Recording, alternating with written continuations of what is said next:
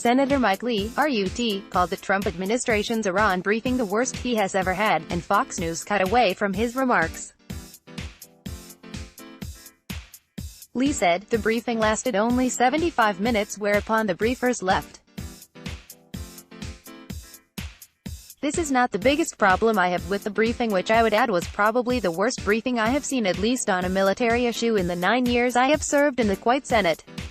What I found so distressing about that briefing was that one of the messages we received from the briefers was do not debate, do not discuss the issue of the appropriateness of further military intervention against, and that if you do you'll be emboldening Iran.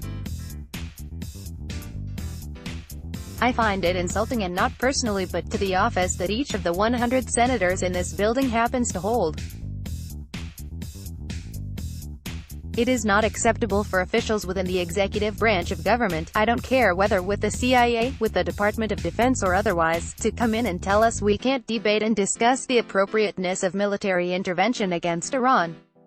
It's wrong. Every time they pull a stunt like this, I'm willing to consider and introduce any and every War Powers Act resolution. There are a few different factors at play in Lee's remarks. Senator Lee is expressing the frustration of many in the legislative branch over the constant disrespect being shown to them by the Trump administration. Lee's statements show the constitutional friction between Trump's executive power grab and Congress. Lee suggesting that he is being pushed to introduce a War Powers resolution limiting Trump's power was not accidental. The House will be voting on such legislation on Thursday. Fox News' decision to cut Lee off shows that it is no longer just Republican or conservative propaganda.